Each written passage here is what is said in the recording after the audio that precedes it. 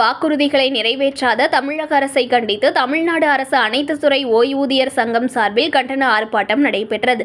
2021ஆம் ஆண்டு நடைபெற்ற தேர்தலின் பொழுது ஓய்வூதியர்களுக்கு அளித்த வாக்குறுதிகளை நிறைவேற்ற வலியுறுத்தி தமிழ்நாடு அரசு அனைத்து துறை ஓய்வூதியர் சங்கம் சார்பில் கண்டன ஆர்ப்பாட்டம் நடைபெற்றது. பழைய ஓய்வூதிய திட்டத்தை நிறைவேற்ற வேண்டும். 70 வயது நிறைந்த அனைத்து ஓய்வூதியர்களுக்கும் 10% கூடுதல் ஓய்வூதியம் வழங்க வேண்டும்.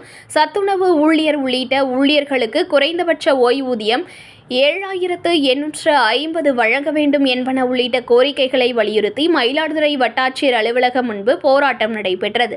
வட்ட தலைவர் மா. நடராஜன் தலைமையில் நடைபெற்ற போராட்டத்தில் வட்ட செயலாளர் ராயர் பங்கேற்று சிறப்புரையாற்றினார். ஏராளமான ஓய்வூதியர்கள் பங்கேற்று கோரிக்கைகளை நிறைவேற்ற வழிநடத்தி கண்டன கோஷங்கள் எழுப்பினர். செய்திகளை உடனுக்குடன் தெரிந்து கொள்ள லைக் பண்ணுங்க, ஷேர் பண்ணுங்க, சப்ஸ்கிரைப் பண்ணுங்க, மறக்காம கமெண்ட் பண்ணுங்க.